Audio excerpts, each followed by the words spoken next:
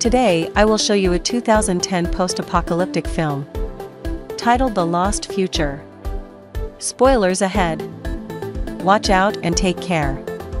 In a post-apocalyptic Earth, what is left of humanity lives in primitive tribes without technology, trying to avoid contact with a group of beasts that transmits a disease that transforms the victims into mutants. One day while hunting, Saven goes out of what the elders had assigned as hunting grounds, claiming the elders gave grown too cautious with their age. However, his father, Chief Yuri, finds him and scolds him for putting the whole village in danger. Saven reminds him they've only been eating leaves and berries for days, and he wants to prove himself as the best hunter and future chief, so Yuri decides to give him a chance. And they go deeper into the forest. They come across Caleb, who has been tracking an animal for food. They've gone too far from the hunting grounds, and Yuri wants them to go back, but when they hear an animal nearby, he allows them to go just a little farther. Soon the beast appears in front of them, which is some sort of mutated sloth, and to Caleb's frustration, Yuri chooses Saven to guide the attack.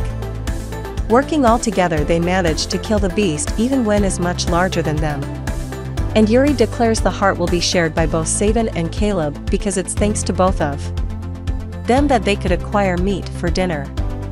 Suddenly, one of their friends comes running from the forest, looking infected and already turning into a mutant. He wants to be put out of his misery, but Saven doesn't want to do it. It's a flying spear coming from the forest that ends up killing him, making Saven furious. They decide to return to the village then, unaware that a mysterious man called Amal is following them. Doral rushes to receive Saven, praising him for his hunt, and a jealous Caleb is left being teased by his sister Miru, who tells him he doesn't have a chance with her. Yuri talks to the elders and tries to convince them of taking the tribe somewhere else, since obviously the mutants are approaching their area. But the elders refuse, claiming they've always been safe here and there's nowhere else to go, so they should leave it up to God's fate. Caleb wants them to choose his own fate, like his father Jarrett did while searching for the truth, but the elders just tell him that's how he found death. Yuri agrees, it's impossible for more survivors to exist out there, just disease and death. After talking to his sister about their father, Caleb decides to leave the village and search for the truth, which Miru doesn't believe in either. He doesn't get to go very far though. As soon as he makes it to the river, he sees a group of mutants making their way to his village, so he decides to go back as well to help. The mutants attack the tribe and the warriors immediately meet them with their own weapons, starting a vicious fight. While the men do manage to kill some mutants, their numbers still are much larger, so the elders call for everyone to enter a cave where they can hide. As Saven watches how the mutants kill and bite his father, the elder orders the youngsters to close the cave because the beasts are about to reach them and they don't have time for any remaining people to join them. The boys obey, leaving Caleb, Saven, and Doral outside.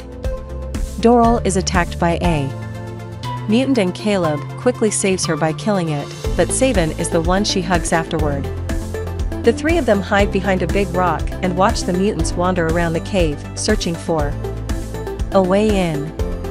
Saven wants to distract them and attack them, but Caleb thinks they should go searching for help, and Doral agrees staying here only equals death, there's nothing they can do. Leaving at least equals having a chance, small as it may be, so Saven gives in and follows them out of the area. After wandering around for a while, they stop by the river, unaware that Amal is watching them again. Saven finds a book in Caleb's bag and he has to explain what it is.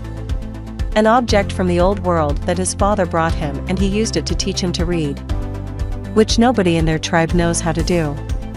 Their conversation is interrupted when suddenly a mutant appears not too far away, so they start running away again until they are at a safe distance, or so they think. The mutant quickly catches up with them and attacks them. But Savin doesn't want to defend himself because he realizes it's Yuri who has been taken over by the infection. He's saved by Amal, who finally shows himself as he kills the beast, reminding them that wasn't Yuri anymore. After confessing he used to know Caleb's father, he asks them if their noses are okay and not bleeding, because the infection isn't only transmitted to a bite.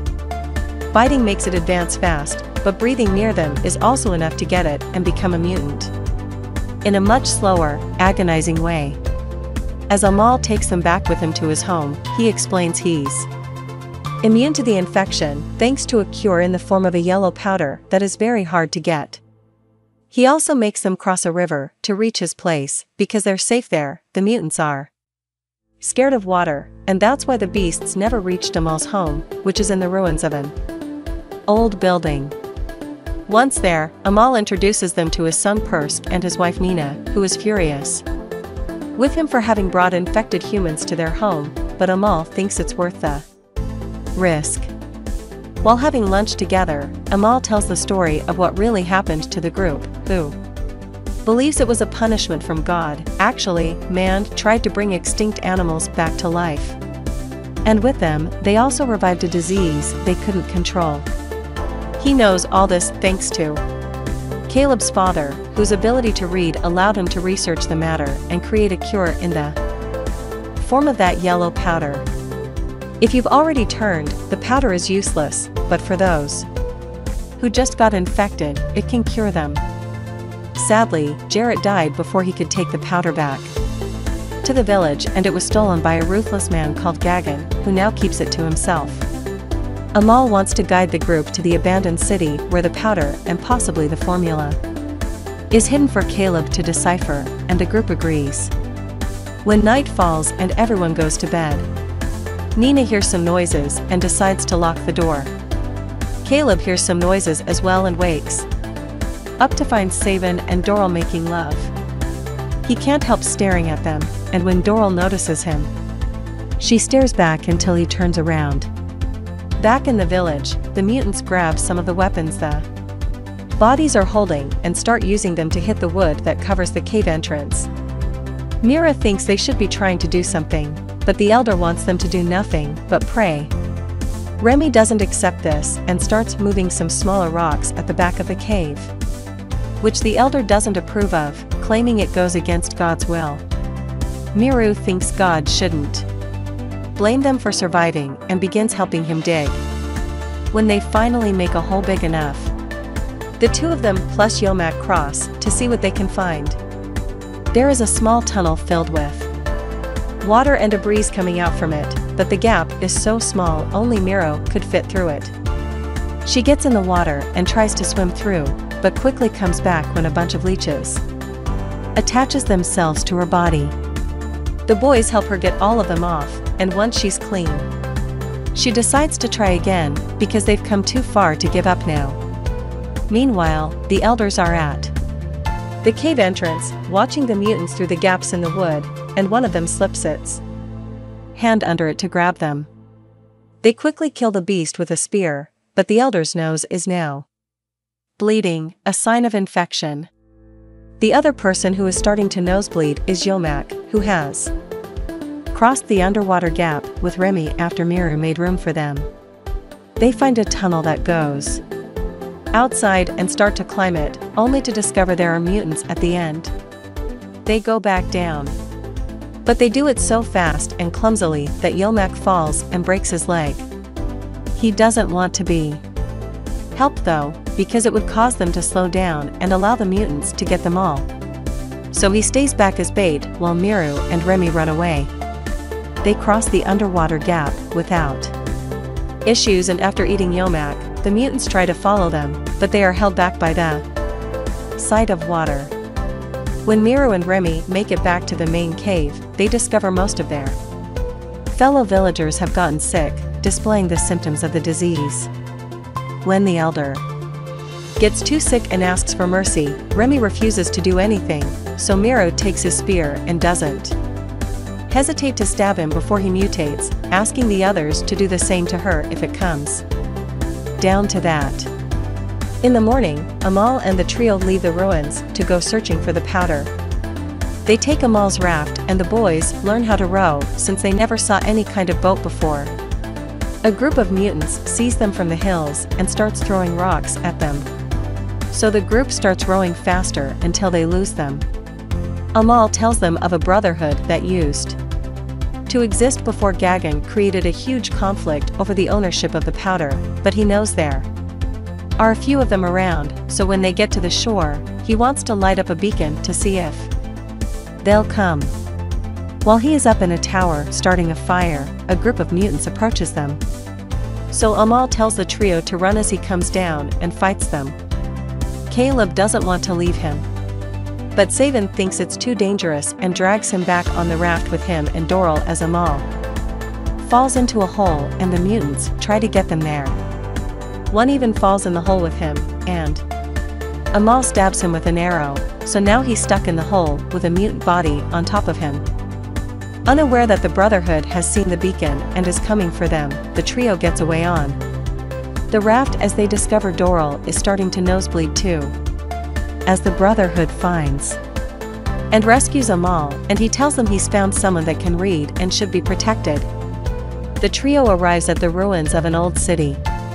They discover the people here are living under a strict tyranny, and when one man runs away after getting whipped for stealing, the trio approaches him to ask him some questions about the powder. The man considers those questions too dangerous though, so he runs away again, and Saban tries to catch him. Unfortunately, he loses him in the way. And when he comes back, he finds Doral and Caleb being taken away by some guards to see Gagan and his daughter Giselle. Gagan doesn't want to share the powder, so Kabul explains he's the son of the creator and he can read as well, so he can make more. Gagan still refuses to give it to them, wanting to save it for his future children and grandchildren, but he does give him the opportunity to go to the library and try to recreate it while Doral is taken to isolation. Once Gagan is gone, Saban sneaks into the room and talks to Giselle, asking her to take him to the powder. At first, she doesn't want to help because she's afraid of her dad, but after seeing him being so ruthless to visitors, learning he stole the powder from an innocent man, and hearing Saban talk about giving hope to thousands of survivors, she changes her mind. Giselle takes Saban to his father's safe, which can only be opened with the key he carries around his neck. Saban doesn't believe this, because there's dust all over it, meaning it hasn't been opened in a long time, which contradicts Giselle saying Gagan takes out a bit of powder every day. They search the room for other hidden spots and find nothing, so Giselle comes up with a plan. At the library, Caleb finds his father's work. While he can read it, it'll take him weeks to understand and recreate it, a time he doesn't have because he's starting to nosebleed too. Gagan says Caleb can't do this and refuses to give him some powder to buy more time. But their conversation is interrupted by Giselle, who has come to tell her father someone has broken into the other room to steal the powder. When Gagan rushes there, he finds nobody in the room, but he checks the powder is okay and reveals to a hidden Saban its hiding spot. It's inside a flashlight hiding inside a wall. Saban jumps in Gagan and knocks him out. And he's about to kill him when Giselle stops him and shares the powder with him, curing him of his symptoms. The two of them rush to see Doral and cure her too after knocking out a guard, and as they leave, Giselle gives the lantern to Saban and asks him to keep up Caleb's father's work. Saban and Doral hurry to the library next, where they fight another guard before curing Caleb. The trio leaves the city safely, but when they reach the forest, a group of guards is waiting for them.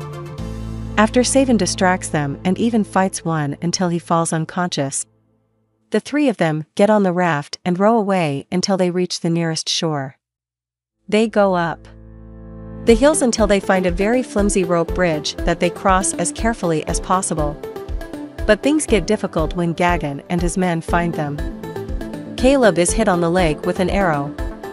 And when they reach the other side, Saban asks Doral to help Caleb while he takes care of guards. Because Caleb is the only one with the ability to recreate the powder, making him humanity's only hope. Savin returns to the head of the bridge and starts cutting the ropes to make the soldiers fall, but this gives Gagan the chance to land a couple of arrows on him, making him fall as well. Doral and Caleb start running away and they're found in the forest by Amal and the Brotherhood, who were able to find them after they saw the abandoned raft and tracked them from there. Using the Brotherhood's horses, they quickly return to the village, where the mutants had started to dig under the entrance to reach the tribe.